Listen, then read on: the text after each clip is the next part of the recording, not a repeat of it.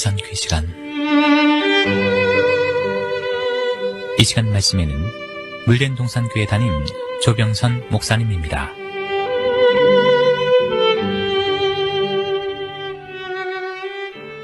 할렐루야, 조병선 목사입니다. 지금은 기도할 때이다 두 번째 시간입니다. 열등 가진 처녀에 대한 천국 비유는 주님이 언제 오시며 세상 끝에는 무슨 징조가 있겠습니까? 하는 제자들의 질문에서 비롯되었습니다. 주님은 이 세대가 완성될 때 일어날 모든 징조를 설명해 주시며 이러므로 너희도 예비하고 있으라, 생각지 않을 때 인자가 오리라 말씀하셨습니다.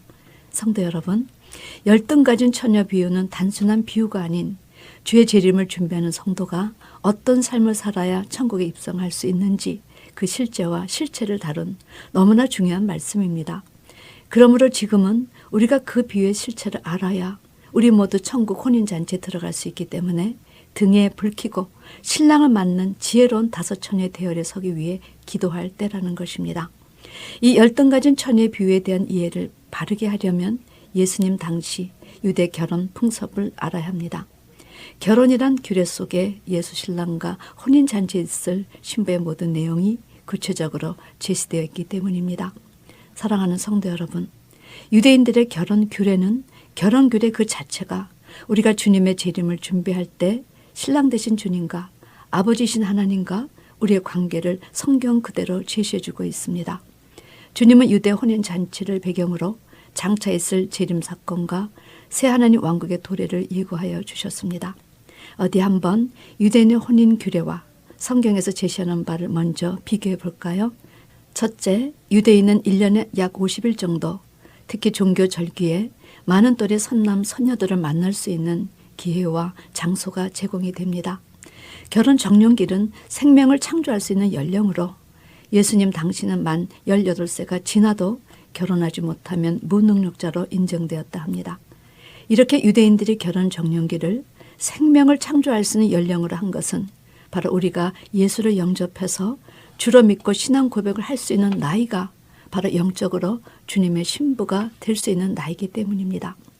다윗이 소년 시절 물맷돌을 들고 그 시대 이스라엘의 대적 골리앗을 물리칠 수 있었던 비결은 다윗 안에 하나님의 생명이 거하고 그가 사시는 하나님을 알았고 구원은 칼과 창이 있지 아니함을 알았고 전쟁이 여호와께 속한 것임을 알았기 때문입니다. 두 번째, 예비 신랑은 마음에 드는 신부감이 생기면 먼저 부모로부터 허락을 받아야 했습니다. 그리고 결혼 계약서와 포도주 한 잔분, 그리고 신부집에 줄 지참금을 준비해서 신부집에 청혼하러 가야 합니다. 이때 집안의 어른이나 중매장애를 동반하는데 결혼 계약서를 가지고 가는 것은 신부 아버지에게 허락을 받을 경우 정혼식에 필요한 서약서요. 한 잔분의 포도주를 준비해 가지고 가는 것은 정혼식이 끝난 후에 신부의 아버지에게 감사로 권할 한 잔의 포도주요. 그 당시 지참금을 신부 아버지에게 드렸던 이유는 신랑 집에서 신부 집에 딸을 데리고 가는 데에 대한 감사와 한 사람의 노동력을 잃은 것의 대가였다고 합니다. 이때 신부 측에서 허락한다면 정혼식을 치르는데 이 정혼식은 우리네 약혼식 같은 예식이지만 약혼식과 다른 점은 법적 효력이 있다는 사실입니다. 신랑 신부는 하나님과 친척 앞에서 선서 예식으로 뿔나파를 불어 알리며 이때부터 법적으로 정식 부부가 되는 것입니다. 여러분, 우리는 이 정혼식에서 신랑이 준비해간 세 가지 영적 의미를 알아야 합니다. 결혼 계약서는 정혼식이 끝나면 법적으로 남편과 아내가 되었다는 서약서였습니다. 우리가 예수님을 우리의 주로 영접하는 순간 하나님의 자녀가 되며 주님은 우리와 정혼을 약속한 우리의 신랑이 되는 것이요. 이 정혼은 세상은 알지 못하지만 하나님 나라에 법적으로 공식 인정된다는 것입니다. 포도주 한 잔분은 우리는 구원이라는 중대한 선물을 하나님으로부터 거저받았지만 하나님은 독생하신 아들을 내어주심으로 말할 수 없는 희생을 치르셨습니다. 주님은 성만찬의 떡을 내 몸이라 포도주를 내 피라 하셨습니다. 우리가 주님의 신부 자리에 설 수 있는 것은 주님의 보혈의 은공이라는 것입니다.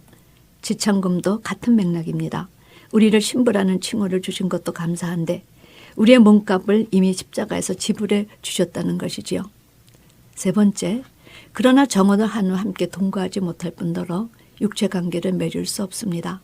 그리고 약 1년 정도의 별거 기간을 갖고 신랑이 신부를 위해 집을 다 지으면 아버지가 허락하실 때 신부를 데리러 갑니다.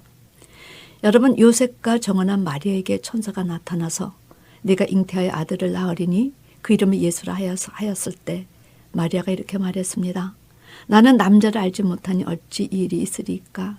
이렇게 말했던 것은 요셉과 마리아가 정혼하였어도 육체 관계를 갖지 못하게 했기 때문입니다. 그러므로 마리아가 성령으로 잉태하였다는 천사의 말을 듣고 주의 여종이오니 말씀대로 내게 이루어지이다 이렇게 고백한 것은 그 당시 유대인의 결혼 규례를 볼 때 정말 죽기를 작정한 믿음의 고백이었습니다. 그 당시는 정혼하면 법적 효력이 있었고 함께 자지 않은 그 기간에 아이를 낳으면 돌에 맞아 죽임을 당하는 것이 그 당시 규례였기 때문입니다.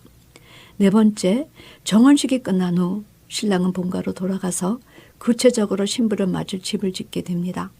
그리고 신부는 이제까지는 자기 삶을 위해 살아왔지만 이후부터는 신랑을 위해, 시가를 위해 아내로서 며느리로서 갖춰야 할 소양이 무엇인가를 준비해야 합니다.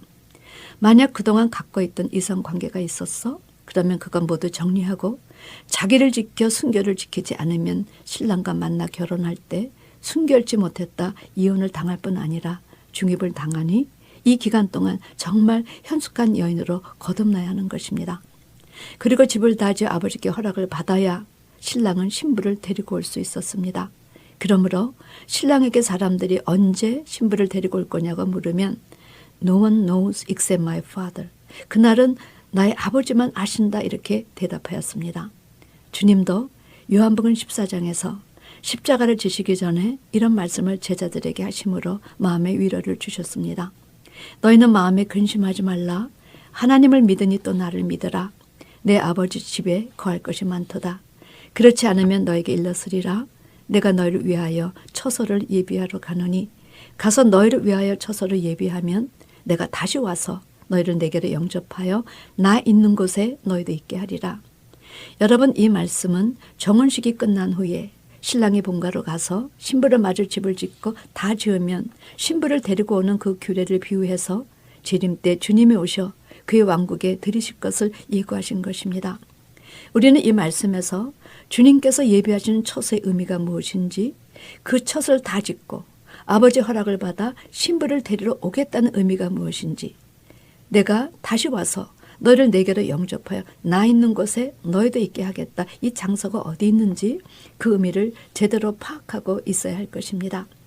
주님께서 예비하시는 처소의 의미는 장소적인 천국이 아닙니다. 성령의 전이 될 주의 신부라는 사실입니다. 계시록 1장에서 주님은 오른손에 7뼈를 쥐고 첫째 사이를 부지런히 오가시며 7별 하나님의 종들과 부지런히 처소를 짓고 계심을 보여주십니다.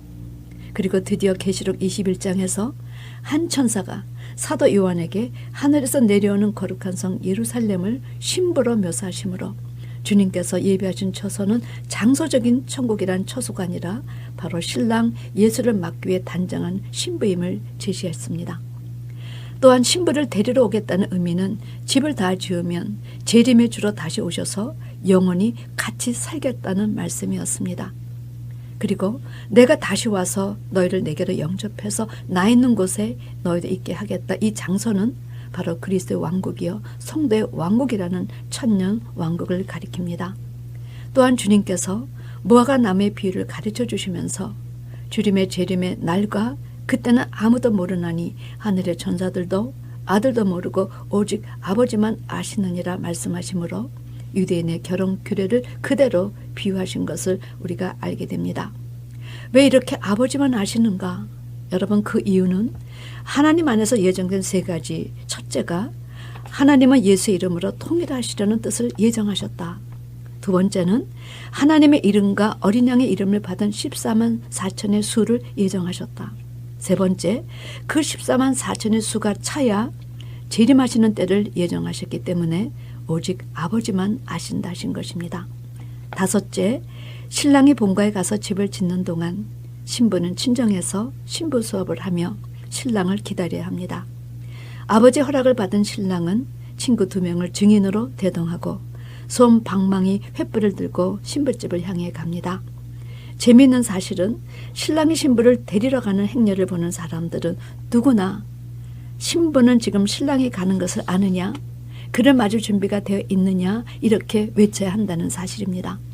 여러분, 이 모습은 주님께서 재림하시기 전에 우리가 정말 많은 사람들을 하나님 앞에 돌아오게 해야 할 것에 대한 사명을 제시하신 것입니다.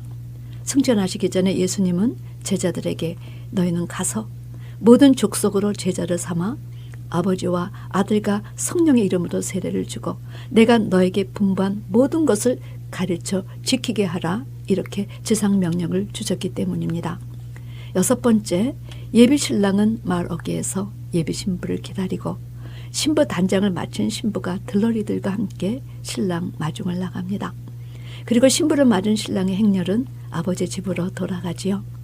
여기에서 마을 어귀는 주님께서 재림하실 때 주 안에서 자던 영혼들이 부활하여 공중에서 주님을 영접하는 것을 의미합니다. 요한복음 14장에서 내가 가서 너희를 위하여 처소를 예비하면 내가 다시 와서 너희를 내게로 영접하여 나 있는 곳에 너희도 있게 하리라, 이렇게 말씀하셨는데 주님께서 우리를 영접하여 주시는 장소는 바로 공중이라는 사실입니다. 다윗은 시편 73장 24절에서 주께서 기운으로 자기를 인도하시고 후에는 영광으로 자신을 영접해 주실 것을 고백했습니다. 이 이야기가 바로 열등 가진 처녀에서 제시되었지요. 신랑이 늦게와 다 졸며 잘세 밤중에 보라 신랑이로다 맞으러 나오라 하매 처녀들이 다 일어나 등을 준비할 때 여기에서 등에 불을 켜고 나갈 처녀와 기름이 없어 등에 불을 켜지 못하는 처녀로 나누어집니다. 여러분, 여기서 신부가 신랑을 맞이하기 위해 나가는 곳이 바로 마을 어귀 공중이라는 사실입니다. 7째, 신랑 집에서 결혼 예식이 시작이 됩니다. 신부는 베일에 가려진 채로 신방으로 들어가지요. 이때 신랑은 2번째 결혼 계약서를 준비합니다. 신방에서 신랑 신부는 7일을 함께 보내며 이때 신랑은 귀한 예물을 신부에게 줍니다. 우리 계시록 2장 3장에 그런 사실이 제시되지요. 첫날 밤이 지나면 신랑은 신부가 순결하게 정절을 지켰는가 아니 지켰는가를 친구에게 알립니다. 이때 신부가 순결하다면 친구가 크게 신부는 순결했다고 외치고 잔치는 기쁘게 진행되고 결혼이 완성되는 것입니다.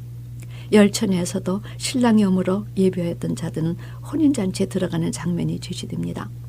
이는 우리가 예수를 우리의 주로 영접을 하면 그 사건을 성경은 칭의 즉 믿음으로 의롭다함을 입었다 하고 믿음으로 의롭다함을 입은 자들은 그 다음 성화 과정을 거치는데 이는 다시 오실 재림의 주는 초림의 주와 다르기 때문입니다.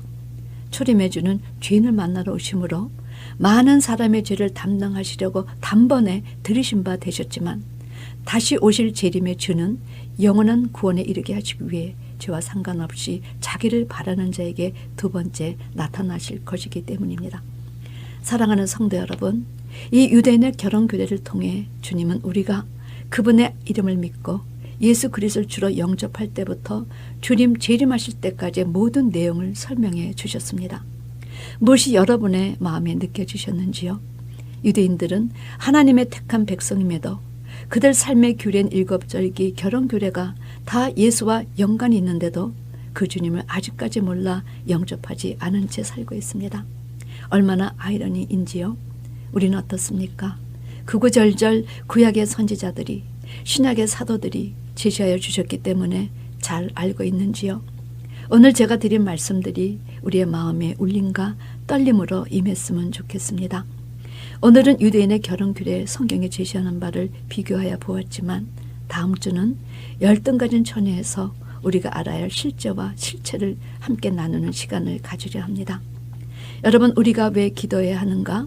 이제 주님 오실 날이 가까웠기 때문에 다 졸며 자는 영적인 밤에 오실 신랑 예수, 그때 우리 모두가 등에 불 켜고 마중 나가는 실체가 되기 위해서입니다. 부디 이런 사실을 깨닫고 기도하는 여러분과 제가 되기를 주님의 이름으로 축원합니다. 아멘.